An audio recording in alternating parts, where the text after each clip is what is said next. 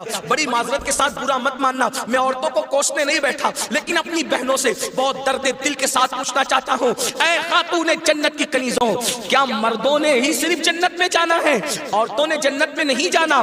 تمہاری محرومی کی حد ہے میری بہنوں کہ تمہارے قدموں کے نیچے جنت ہے۔ اللہ کے رسول فرماتے ہیں الجنت تحت اقدام الامہات، جنت تمہاری ماؤں کے قدموں کے نیچے ہے، لیکن ساتھ ہی حضور نے یہ بھی فرمایا کہ میں نے جہنم میں سب سے زیادہ اگر کسی کو دیکھا ہے تو عورتوں کو دیکھا ہے۔ آج بیٹیوں کا حال یہ ہے، اب بیٹیاں قرآن کہاں یاد کرتی ہے، اب بیٹیاں حدیث کہاں یاد کرتی ہے، اب بیٹیاں دین کہاں پڑھتی ہے؟ یہ تو گانے سنتی ہے، یہ تو سیریل دیکھتی ہے، یہ تو فلمیں دیکھتی ہے۔ اللہ اکبر!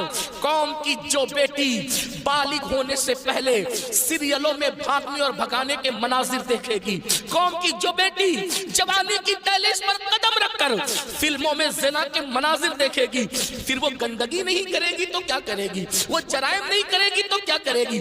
اے خاتون جنت کی کنیزوں، جب اللہ کے دین کو تم پیٹ کے پیچھے ڈالو گے تمہیں رونے کو مزدور نہیں ملے۔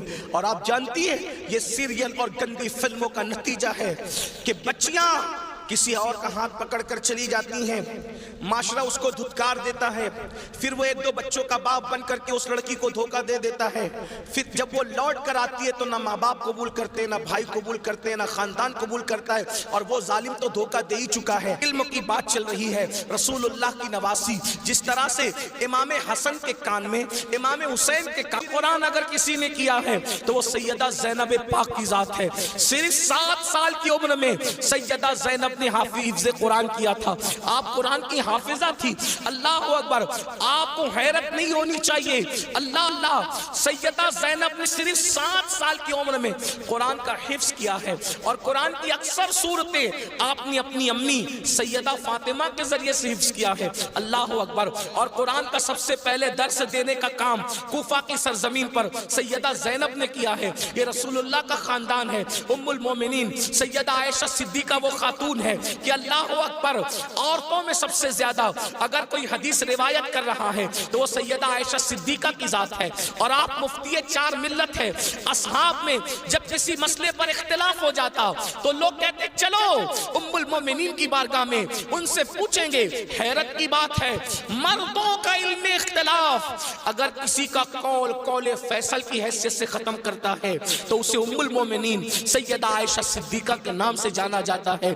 یہ علم ہے، یہ عورتوں کے پاس علم ہے۔ اسی طریقے سے اللہ اکبر، امام جعفر صادق کی بہو ہے، امام جعفر صادق کی بہو ہے، یعنی امام حسین کے خاندان کی بہو اور امام حسن کے خاندان کی بیٹی، ان کو دنیا نفیسۃ العلم کہتی ہے، اور ان کو نفیسہ مصری بھی کہا گیا ہے۔ یہ اپنے شوہر کے ساتھ مدینہ منورہ سے ہجرت کر کے مصر آ گئی تھی، اور جب مصر آئی ہے اور امام جعفر صادق کے علم کی خیرات جب بانٹنے کے لیے بیٹھی ہیں تو میری بہنوں آپ کو حیرت ہوگی، حضرت نفیسۃ العلم جسے نفیسہ مصری کہتے ہیں، جب پردے میں بیٹھ کر لوگوں کو قرآن و حدیث کا علم دیتی تو پردے کے پیچھے بیٹھ کر علم حاصل کرنے کے لیے مجتہد مطلق حضرت سیدنا امام شافعی جیسے لوگ آیا کرتے تھے اور ان سے علم حاصل کیا کرتے تھے۔ یعنی ہمارے یہاں اسلام میں عورتیں ایسی تھی کہ اتنے بڑے بڑے مرد جو ہے عورتوں کے پاس آ کر کے اسلام حاصل کرتے تھے،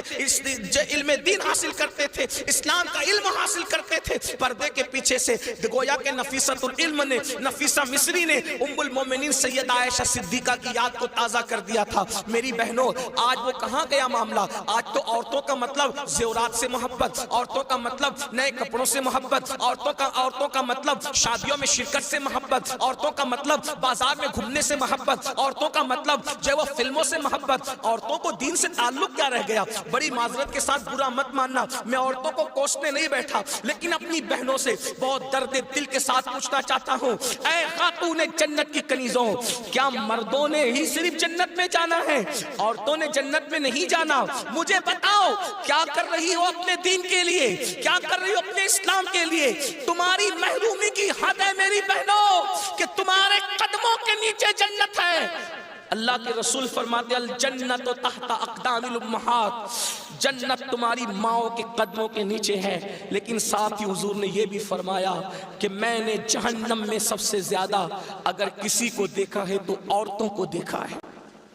مجھے بتاؤ، آج نماز سے کوسوں دوری، مذہب سے کوسوں دوری، اس لیے جامعۃ المصطفیٰ کا قیام اس لیے عمل میں آیا ہے تاکہ بھولے ہوئے سبق کو یاد دلایا جا سکے، بھولے ہوئے سبق کو یاد دلایا جا سکے، بچیوں کو علم کا زیور دیا جا سکے، بچیاں علم حاصل کریں، پرانا دور دہرائیں، پرانی تاریخ یاد دلائیں۔ لوگ کہتے ہیں تاریخ اپنے آپ کو دہراتی ہے۔